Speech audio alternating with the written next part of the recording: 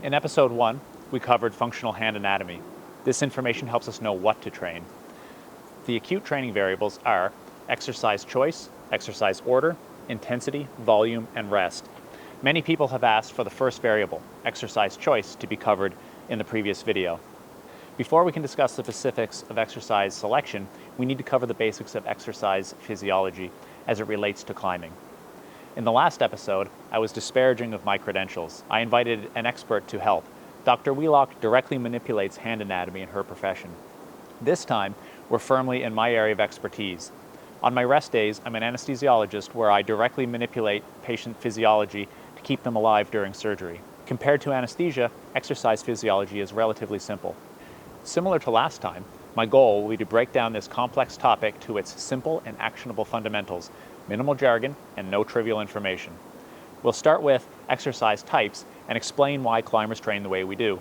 There are 3 ways to apply exercise stimulus to the muscle: isometric, concentric, and eccentric. Isometric is contracting the muscle while it does not move. The climbing example is a lock-off. Concentric is contracting the muscle while it shortens. The climbing example is a pull-up. Finally, eccentric is contraction against a lengthening muscle. The climbing example is a lock-off that is so difficult you're fighting to delay it, but you can't hold on to it. Isometrics are inferior from a training stimulus perspective, so why do we train this way? Essentially, because hands are isometric gripping tools. Hand anatomy is geared towards this, and it makes isometric training necessary and the predominant form of training for grip. Standard concentric eccentric training would be better, but it's not practical. I spent years chasing this dream, designing custom implements, but ultimately, hands themselves are isometric tools. Next, a brief word about the physiology of failure. Why you fail is not the inverse of why you succeed. You succeed by balanced strengthening and targeting your weaknesses. You fail at a cellular level. The mechanism of muscular failure is a complex biochemical process that is not actionable. While it's interesting, this information doesn't have a direct practical application, so I won't address it further. The 3 main energy pathways used to sustain muscle contraction during exercise are the phosphocreatine shuttle, anaerobic glycolysis, and oxidative phosphorylation. The first 2 do not use oxygen and are called anaerobic. Oxidative phosphorylation, as the name suggests, uses oxygen and is called aerobic. All energy systems are utilized simultaneously, but as exercise duration increases, the important contribution shifts from one to the next and to the next. By 5 minutes of sustained effort, you are at steady state conditions relying almost exclusively on oxidative phosphorylation. Muscle type follows the same pattern. There are 3 main muscle types, type 1, type 2A, and type 2B. As exercise duration increases, the contribution shifts increasingly from type 2B towards type 1. By 5 minutes of sustained effort, you are at steady state conditions predominantly relying on type 1 muscle fibers. The 3 mechanisms of training stimulus are mechanical tension, muscle damage, and metabolic stress. We will discuss this more in a moment. In response to training, there are complex adaptations, the specifics of which aren't practical. However, broad categories of adaptation are important. These categories are neurologic, structural, and metabolic adaptations to training stimulus. More efficient nerves, more contractile tissue, and better waste and energy handling. In hand anatomy, multiple functional groups of muscle are working simultaneously together. Inside the muscles themselves, the energy systems in the muscle fibers are also working together simultaneously. Trying to conceptually compartmentalize this action doesn't reflect reality and isn't practical. The beauty of this complex system is that all variables combine to create a wonderfully simple relationship. For the math nerds, there are 2 simple equations that explain the entire relationship with an amazing r² value, but math is not necessary for a practical understanding. Let's create this relation graphically from scratch so we can talk about it. I'm going to create a graph of hold time versus weight. Time will be in seconds on the y-axis, and weight in pounds will be on the x-axis. I'm going to lift the heaviest weight I can manage for 1 second, in this case, 100 pounds. Next, I will remove 1 pound and repeat the lift to failure. I will repeat this process 100 times, removing 1 pound until no weight is remaining. The following graph results. This graph is called a power curve. Cycling is a well-developed sport, and this is more well understood than in climbing. Understanding power curves is fundamental to cycling, however, it is equally important in rock climbing. The power curve has a linear portion that increases steadily and eventually goes exponential. We intuitively know this is the case. We can hold light objects indefinitely, but at near our maximum, single pounds make a difference. In the flat portion of the curve, all muscle fibers are being recruited at once. The predominant energy systems are the anaerobic energy systems. As the weight gets lighter, all muscle fibers are not needed at once and they begin to cycle amongst themselves. Increasing contributions from oxidative phosphorylation eventually leads to a sustainable steady state condition where the load can be sustained indefinitely and the graph goes to infinity.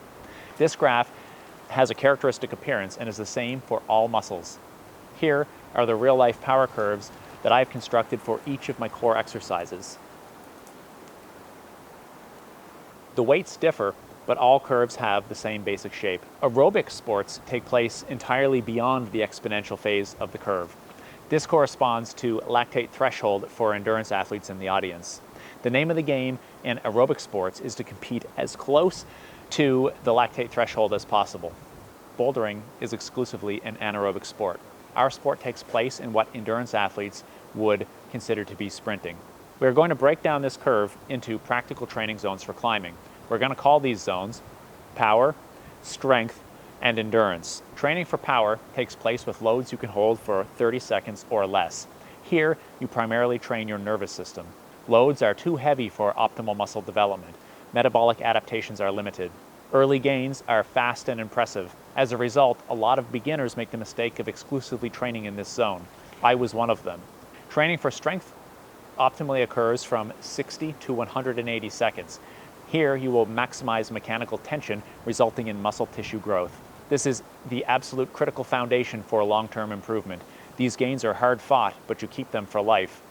As a result, people call this old man strength. Training for endurance optimally occurs from 2 to 4 minutes. Here, you will maximize metabolic stress, resulting in metabolic adaptations. Gains in this zone come quickly, but they leave just as quickly. Easy come, easy go. This is how novice runners go from on the couch to running a marathon to back on the couch in such a short period of time. You'll want to maximize these gains for long projects, competition climbing, and road tripping. The power curve explains a huge amount of observations in climbing. The power curve explains why you can have a single move V11, a 10 move V11, and a 30 move V11. A well-rounded V11 athlete will have a power curve that corresponds to V11 difficulty at the 10-second, 60-second, and 3-minute time points on the curve. However, no doubt one of these appeals to you more than the others. Power curves are determined by your individual genetics. They can be trained and improved, but you'll have natural gifts that tend towards a style where you'll always relatively excel. In competitive cycling, some people are genetically orientated to be sprinters and others to be hill climbers. In climbing, some climbers will excel at short power problems while others will want to do 20-move long endurance lines. A sprinter's power curve will have a long, shallow, linear section followed by a late exponential takeoff. An endurance specialist will have a steeper linear portion followed by an earlier exponential transition.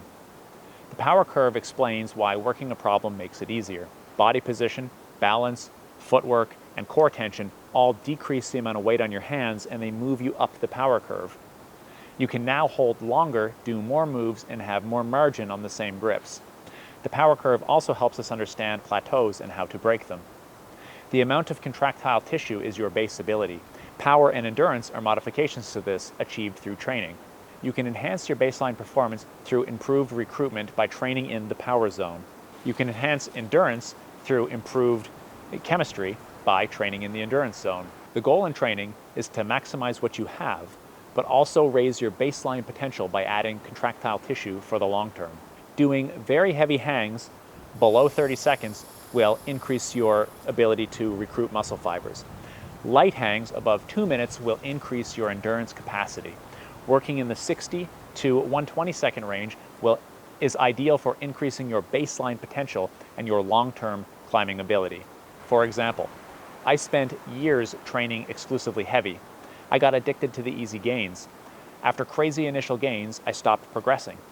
What I didn't realize is that I was maximizing my power potential to my limit, but I needed more muscle tissue in order to push into those higher grades. My mistake highlights a common problem with hangboarding. A common mistake in hangboarding is to try to increase hold times or change hold size for the convenience of working with body weight. The target anatomy should determine hold shape, not your current ability to hang your body weight. Know what you're targeting and be deliberate. If hangboards are your preferred tool, weights and pulleys are mandatory equipment for optimal training. Target time based on your training goals on the power curve and adjust the weight to achieve that time at failure. Repeat for every muscle of interest and every training goal that you have. Increasing hold times in a narrow range is fine, but if you go from 10 to 60 seconds, it no longer trains the same thing. This should be a deliberate decision, not the convenience of working with body weight. As we reviewed in the beginning, climbing grip determines what muscle you should target. The intensity and duration of your project determines how long you should hold it. Long-term performance is determined by the amount of contractile tissue in the muscle of interest. With these basics out of the way, we can move on to exercise selection in the next video.